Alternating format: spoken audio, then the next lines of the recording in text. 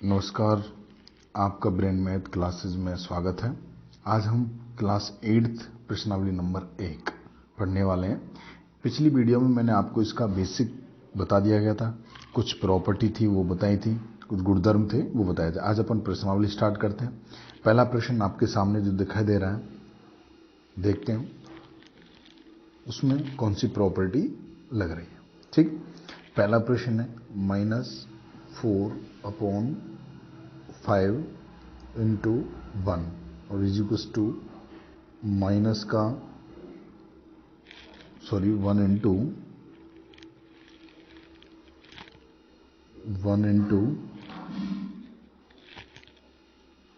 Minus का 4/5 और बराबर में कितना आंसर आ रहा है, -4/5। अब इसमें कौन सा नियम लग रहा है, कौन सा गुणधर्म लग रहा है देखिए, मैंने आपको बताया था किसी भी नंबर को अपन किस नंबर से गुणा कराएं कि वापस वही नंबर आ जाए।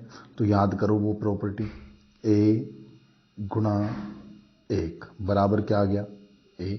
यदि मैं 5 को 1 से गुणा कराता हूं तो क्या आता है, 5। यानी किसी भी संख्या का वो उसी संख्या को लाने के लिए हमें किस संख्या से गुणा करवाएं, तो अपन किसी भी नंबर को 1 से मल्टीप्लाई करवाते हैं तो वापस वही नंबर आ जाता है। और इसी गुणधर्म को या इसी प्रॉपर्टी को अपन गुणात्मक तत्समक कहते हैं। कौन सी प्रॉपर्टी बेटा, गुणात्मक तत्समक, जो कि मैंने आपको लास्ट जो वीडियो है उसमें सारी चीज बता रखी है, गुणात्मक तत्समक। ठीक, यानी कि मल्टीप्लिकेटिव आइडेंटिटी, मल्टीप्लिकेटिव आइडेंटिटी। ठीक, आगे होगा समझ में। यानी किसी भी नंबर को किस नंबर से मल्टीप्लाई करवाएं कि वापस वही नंबर आ जाता है 1 से। और जब 1 से अपन किसी नंबर को गुणा करवाते हैं तो उसमें प्रॉपर्टी लगती है गुणात्मक तत्समक या फिर मल्टीप्लिकेटिव आइडेंटिटी। ठीक है, नेक्स्ट दूसरा क्वेश्चन अपन देखेंगे।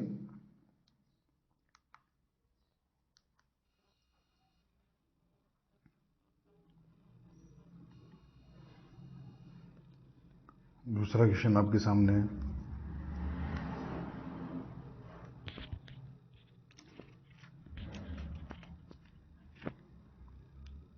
-13/17 इंटू -2/7 इक्वल्स टू -2/7 इंटू -13/17।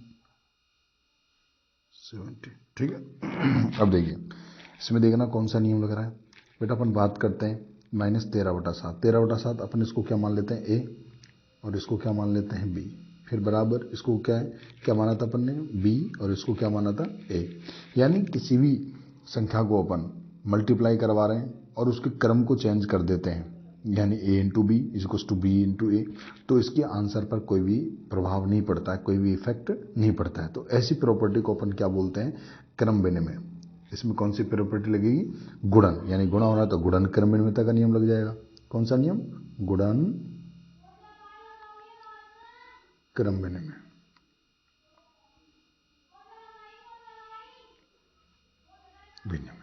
ठीक, जिसको अपन क्या बोलते हैं, कम्यूटेटिव प्रॉपर्टी, कम्यूटेटिव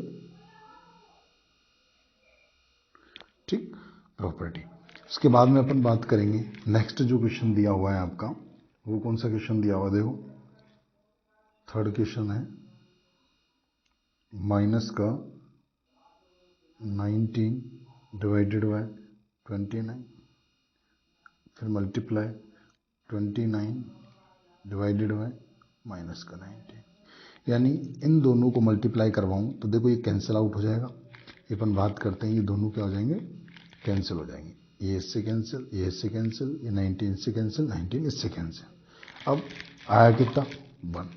यानी जब भी आप किसी भी नंबर को इस प्रकार के नंबर से मल्टीप्लाई करवाएं कि उनको कैंसिल करने पर या मल्टीप्लाई कराने पर वापस एक आ जाए, तो उस ऐसे नियम को अपन क्या बोलते हैं, गुणात्मक प्रतिलोम। जैसे मैंने आपको लास्ट वीडियो में बताया भी रखा है कि ए का जो होता है गुणात्मक प्रतिलोम क्या होता है, 1/a।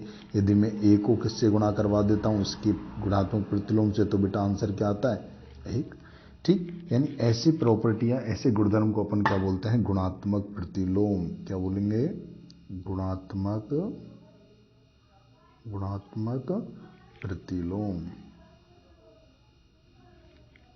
गुणात्मक प्रतिलोम, गुणात्मक प्रतिलोम यानी मल्टीप्लिकेटिव इनवर्स। क्या आएगा, multiplicative inverse.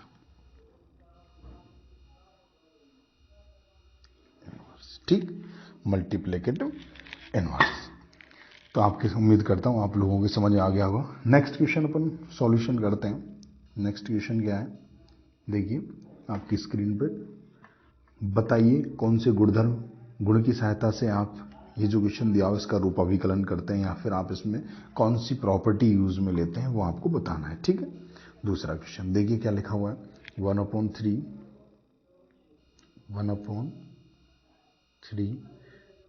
Into bracket 6 multiply 4/3। ठीक, इक्वल्स टू, फिर क्या दिया, ब्रैकेट 1/3 मल्टीप्लाई 6 ब्रैकेट बंद, फिर मल्टीप्लाई 4/3। ठीक है, यहाँ तक अपन बात करते हैं। अब इसमें देखेंगे कौन सी प्रॉपर्टी यूज में आ रही है। ठीक है, जैसे इसको मैंने क्या करा, इसको मान लिया मैंने ए, इसको मान लेता हूँ बी, इसको सी। इसी प्रकार इधर ये ए हो गया, ये बी हो जाएगा, ये सी हो जाएगा। ठीक है, अब हमने जैसे इसको देखा, यानी लास्ट दो नंबरों को इसने ब्रैकेट बंद कर रखा है, स्टार्टिंग के दो नंबर को इसने ब्रैकेट बंद कर रखा है। इसका मतलब ऐसे नंबरों को अपन, यानी ऐसी प्रॉपर्टी जिसमें 3 नंबर मल्टीप्लाई होते हैं, या 3 नंबर ऐड होते हैं, या 3 नंबर डिवाइड होते हैं, तो ऐसी प्रॉपर्टी को या ऐसे गुणधर्म को अपन क्या बोलते हैं, सहचार्य। कौन सा नियम आएगा, सहचार्य। सहचार्य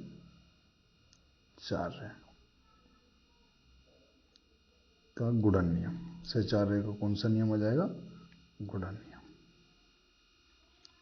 ठीक, यानी अपन बात करें सहचार्य यानी एसोसिएटिव प्रॉपर्टी। कौन सी, एसोसिएटिव प्रॉपर्टी। ठीक, सहचार्यता। अब एसोसिएटिव प्रॉपर्टी क्या बोलती है कि जब भी अपन किसी नंबर को, यानी 3 नंबरों को एसोसिएटिव, ठीक है, प्रॉपर्टी, यानी जब अपन 3 नंबरों को मल्टीप्लाई करवाएं और इसके आंसर पर कोई भी प्रभाव नहीं पड़े, तो ऐसी प्रॉपर्टी क्या कहलाती है, एसोसिएटिव प्रॉपर्टी या सहचार्यता का गुणन नियम। यदि इसी की जगह पे यदि प्लस हो रहा था तो अपन क्या लिखते, सहचार्य का योग नियम हो जाता, या एसोसिएटिव एडिशन प्रॉपर्टी हो जाती, या ये क्या है, एसोसिएटिव मल्टीप्लिकेटिव प्रॉपर्टी हो जाएगी। ठीक, क्लियर आ गया होगा समझ में। यदि अपन इसको सॉल्व करके देखते हैं तो वापस वही आंसर आता है अपने पास में। जैसे मैं आपको करके बताता हूँ, ये 1/3 एज इट इज, इस ब्रैकेट वालों को सॉल्व करते हैं अपन पहले। तो देखो 6 को 4 से मल्टीप्लाई करेंगे आएगा 24। ठीक, और डिवाइडेड बाई कितना है, 3, फिर इज इक्वल्स टू,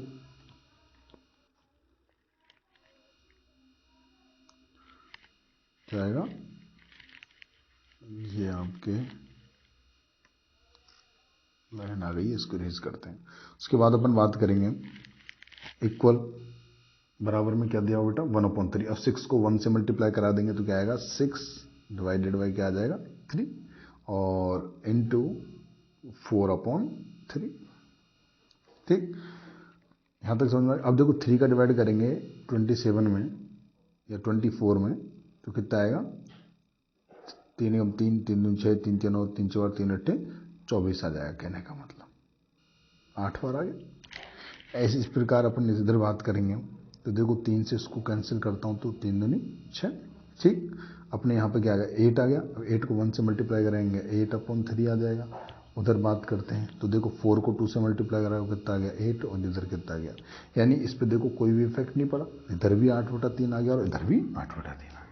ठीक, आगे होगा समझ, उम्मीद करता हूँ आप लोगों से ये आंसर आपके क्लियरली समझ में आगे होंगे।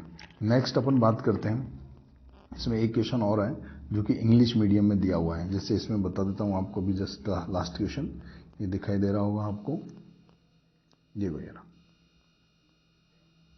ठीक है।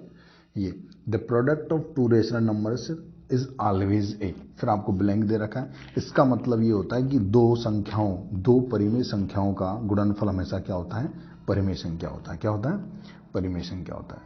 ठीक, तो मैं आपके ये क्वेश्चन और करवा देता हूं। नेक्स्ट, जो यानी दो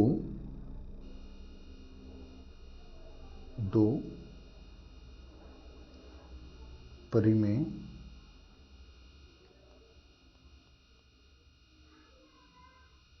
संख्या का गुणनफल क्या आता है, हमेशा परिमेय संख्या आती है। क्या आती है, परिमेय, जिसको अपन रेशनल नंबर बोलते हैं। जैसे फॉर एग्जांपल अपन बात करें, जैसे मैंने लिखा 2/3।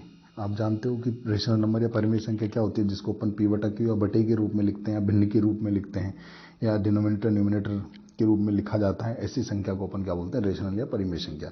एक और रेशनल नंबर से मल्टीप्लाई करा देता हूँ, 4/, यहाँ पर मैं ले लेता हूँ 3। अब इनको मल्टीप्लाई कराओगे आएगा, 4 को 2 से मल्टीप्लाई कराओ कितना है 8, 3 को 9 से मल्टीप्लाई कराओ क्या आएगा, 3 3 9। इसका मतलब ये भी क्या है, एक रेशनल नंबर। यानी जब भी दो परिमेय संख्याओं को क्या किया जाता है, गुणा करवाया जाता है, तो आंसर भी क्या आता है, एक परिमेय संख्या आता है। ठीक है, धन्यवाद, थैंक यू सो मच। आज इतना ही। नेक्स्ट वीडियो में हम आपके लिए इस प्रश्नावली नंबर 1.1 है उसके एग्जाम्पल या उदाहरणों की बात करें वो लेके आएंगे। ठीक, धन्यवाद, थैंक यू सो मच।